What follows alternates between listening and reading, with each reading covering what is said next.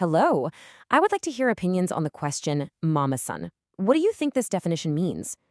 For me personally, it means a person with low self-esteem, who in every difficulty seeks help, be it financial or advice or support from his mother, or to go and complain to her. I live with my mother because when I was 19, my father left us. My sister started living in the Netherlands, and I didn't have the heart to leave her alone after she gave herself to us and endured my father's infidelities for over 10 years. I didn't have the heart, after everything she did, imagining her sitting alone at the table in front of the TV in the evening, to complain about this, and for me to leave her. I earn the main income in the family. I take care of my two children after marriage. I don't feel like a mama's son. And you, what do you think?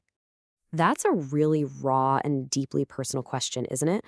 It touches on a label that, well, it carries a lot of weight for a lot of people. So in this explainer, we're going to unpack what it really means. We're going to move beyond the label to understand the actual psychology behind it. All right, let's dive right in. The question we just heard, it's so much more than just asking for a definition. You can really feel the weight behind those words. It comes from this deep need for clarity, especially when your actions of loyalty and care, are being seen through this potentially negative lens. Okay, so to really understand this label from a psychological standpoint, the first thing we have to do is clear the air. We need to be very clear about what it doesn't mean, and this is absolutely crucial because the way this term gets thrown around can be incredibly misleading. So let's just get this straight right from the top. In any meaningful psychological sense, the term mama son does not mean you live with your mother. It doesn't mean you love her, help her, or care for her. And it most certainly does not mean you're emotionally connected to her. These are just fundamental parts of human connection. And that right there is the key.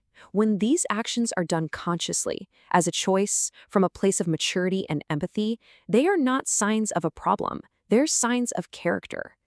This brings us to the absolute heart of the matter, the critical difference between psychological dependence and mature loyalty.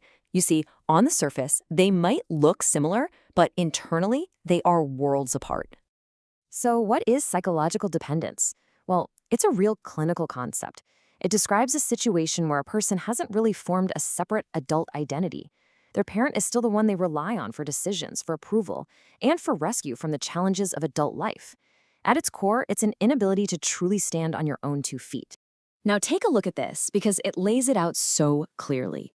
On one side, you have dependence. This is where the parent is still making the big decisions.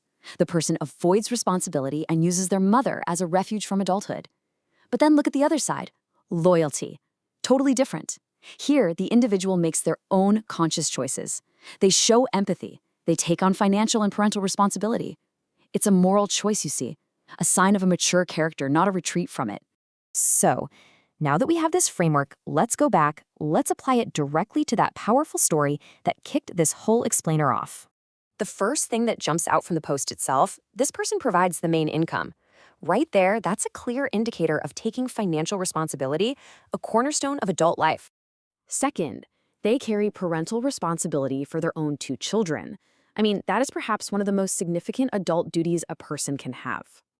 And third, and this is so important, the decision to live with their mother wasn't about being rescued.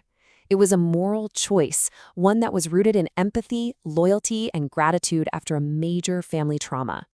So, when you assemble all the facts that were presented, what do you see? The qualities of a mature person. Taking financial responsibility, fulfilling parental duties, making conscious choices based on empathy, and not running from difficulties. This is the exact opposite of psychological dependence. This all really leads to a simple but powerful tool for anyone who might be wondering about their own situation. It all boils down to one decisive question that just cuts through all the noise.